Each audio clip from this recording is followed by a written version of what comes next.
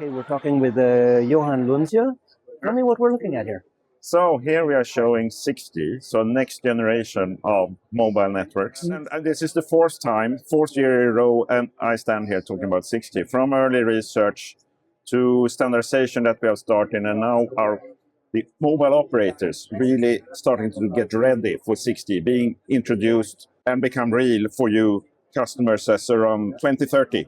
So clearly 6G is not starting from scratch. It builds on previous technologies. How does that happen?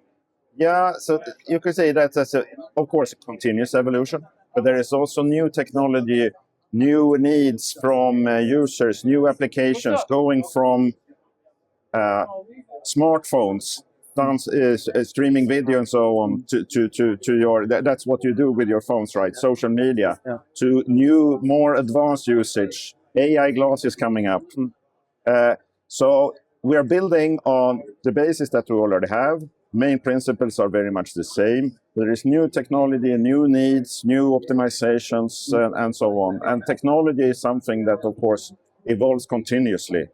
6G is new elevated capabilities, new possibilities, and so on, but it's also building on the main principles of earlier systems. So how long does it take actually to develop the next generation of a cellular standard? Yeah, if you look back in the history, we have had from 1G all the way to 6G. It's basically every 10 years we release a new generation. From early research that goes on in parallel with developing even, the first research we did was even started before we had the first commercial launch of 5G. And now we see 5G is still developing, and we are getting close to in a couple of years to first availability of 6G. So it's a long journey actually.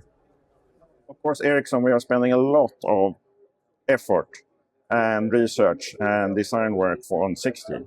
But the beautiful thing with mobile technology is that you can work with different brands of phones, connect to different network brands.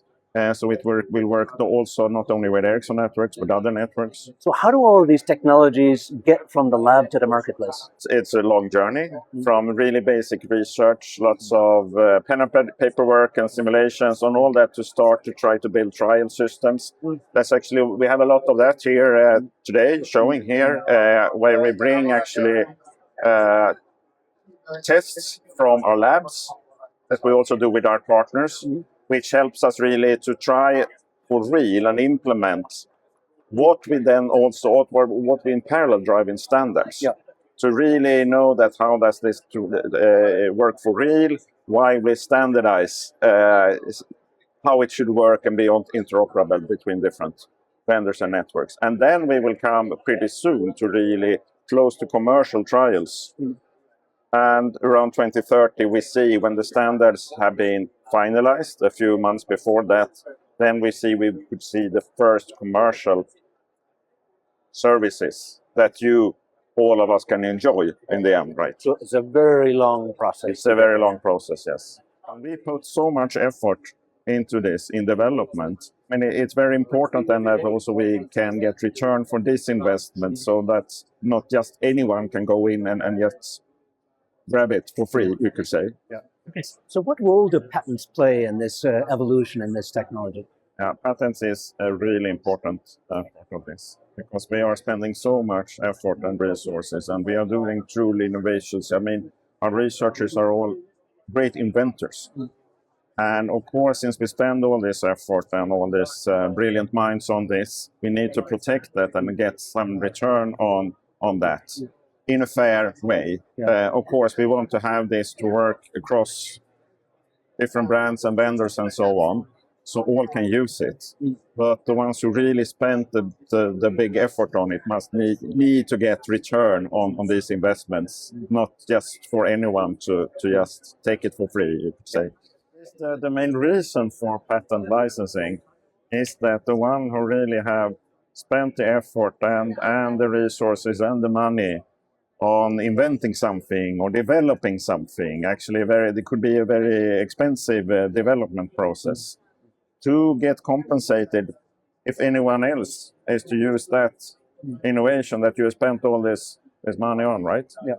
But we want to have this working not only with our own products, with them, etc. We want to have that working across. But if we have spent the money, resources, and our brilliant minds on it, we want to be compensated, so we all can use it in a fair way.